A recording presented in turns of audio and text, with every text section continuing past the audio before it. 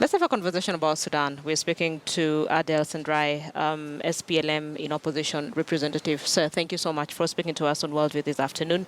So Riek Machar is calling for an armed struggle, and those who have been following the history of South Sudan since it seceded from Sudan, and saying probably an armed struggle. Is this the way out?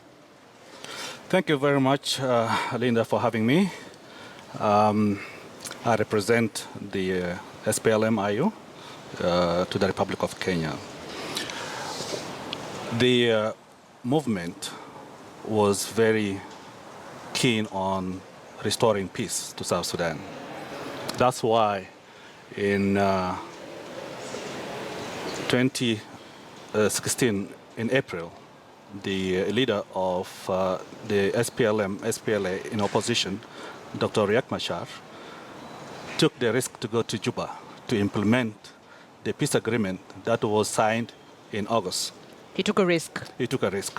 Okay. Because there were no guarantees that the peace agreement was going to be implemented. Remember, when the peace agreement was signed in Addis Ababa, President Kiir came with a long list of reservations that without resolving these reservations, his government is not going to implement the peace agreement. But the IGAD and the grantors of the peace agreement said Dr. Machar should be in Juba to implement the peace agreement with President Salva Kiir.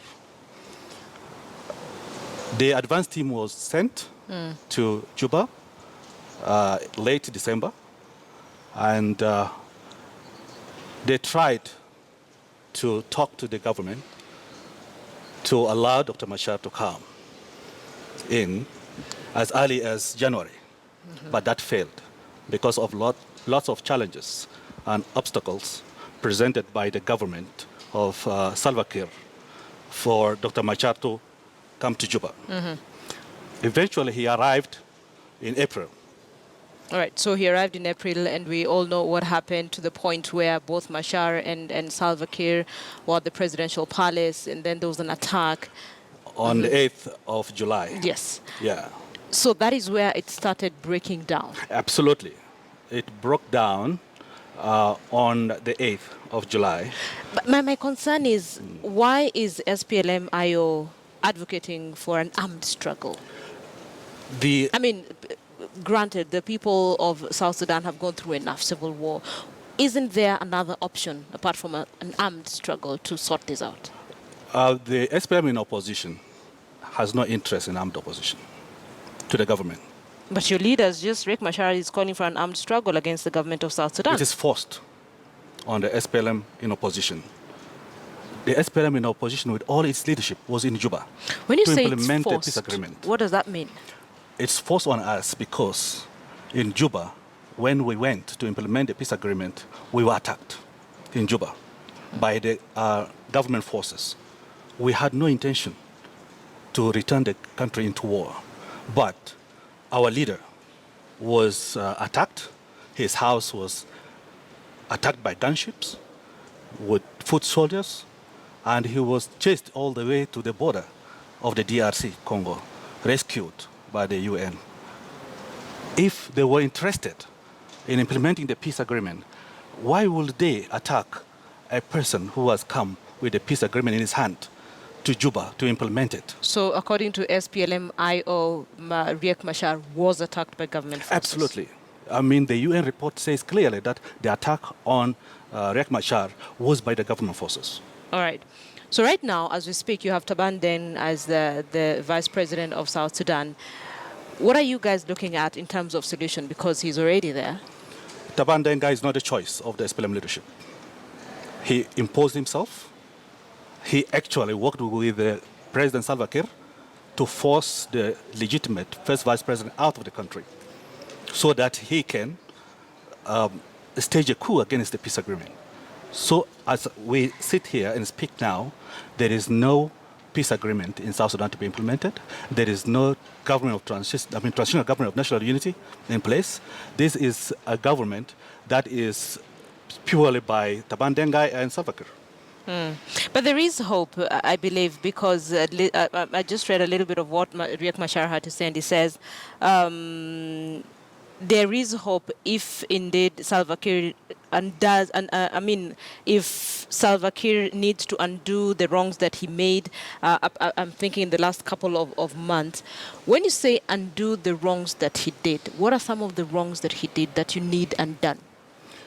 Well, I think it's very clear that as of 8th of July, the peace agreement was violated by the act of the government security organs.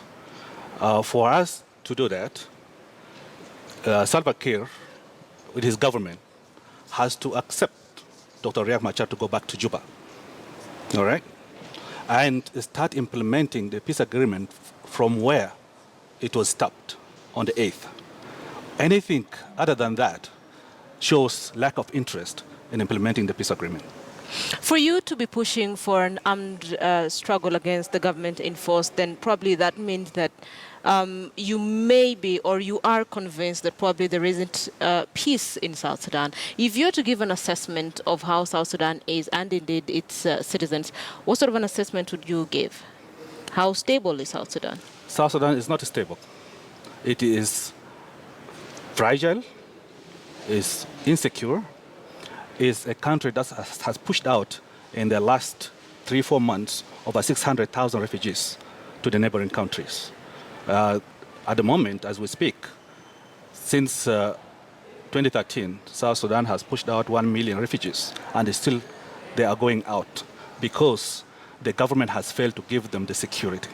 The government forces are raping innocent women, girls in the country. You have heard of government security forces looting humanitarian organizations. They have looted the WFP foods. They have attacked humanitarian workers in hotels. They have raped humanitarian workers.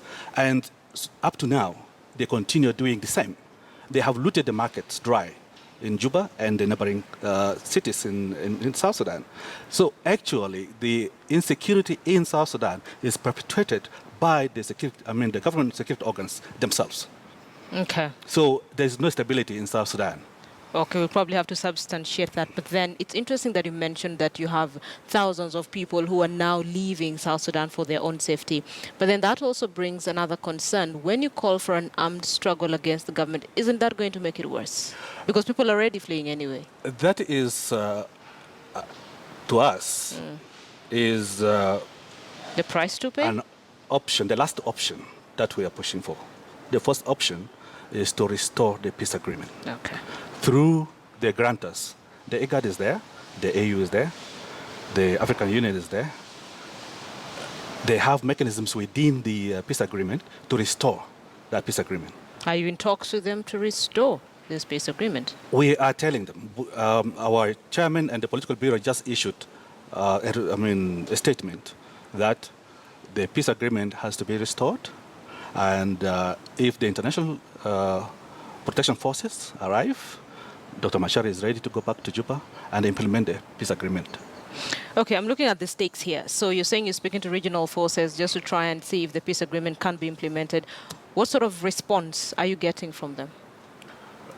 At the moment, what we have are a number of resolutions and communiques by the IGAD foreign ministers who sat in Nairobi and said the peace agreement must be reinstated, by the AU, met in Kigali, Rwanda, and they came with a resolution that the peace agreement must be reinstated.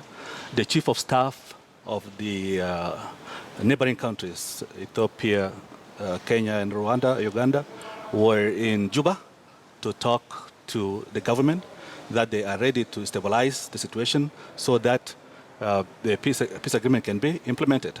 But all these are being rejected by the government of Kiir. So Kiir gives nobody any chance to help restore peace to South Sudan. All right. So the other concern that comes to mind then is that, in other words, SPLM-IOs seems to be pointing to the fact that without Riek Machar as the vice president of South Sudan, there will be no peace. The peace agreement was signed between Salva Kiir and Riek Machar. It was not signed between Taban Dengai and Salva Kiir. So he is a legitimate person to implement that peace agreement. If there are any reasons why, it has to follow the mechanisms in the signed peace agreement to replace him.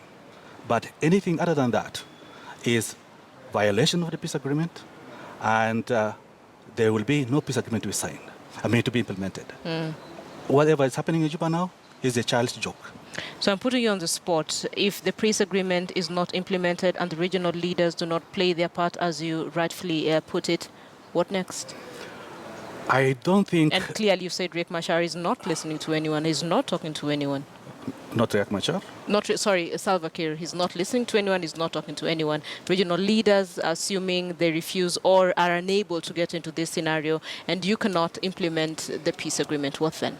So far, we believe in SPLM-IO that the international community, the regional leaders are still capable of restoring the implementation of the peace agreement. So we have not given up hope. Yeah? We are just saying, if it doesn't happen, we will not let South Sudanese continue to suffer under a rogue regime in Juba. Is there a time frame? The time frame is there. How long? 2 weeks, 1 week, 1 day. We don't want to see the situation in South Sudan to continue. No, I need you to give me a definite time frame. In what time frame would you say enough? And when the international community, regional powers decide that they are not interested in the peace agreement implementation, fine, we can tell them, okay, leave it for us. We'll handle it.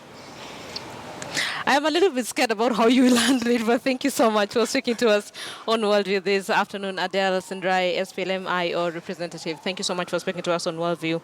I am hoping you can get to resolve this in a peaceful way, because we've lost thousands and millions of lives, and thousands are already fleeing. So there needs to be a way in which probably this can be resolved without losing more lives and without having more refugees. I am crossing my fingers. We are not interested in making South Sudan more chaotic than it is already. Good. We will work together with the regional powers, with the government, to restore peace and implement the peace agreement. That's a good place to end it. Thank you so much for speaking to us on Worldview this afternoon.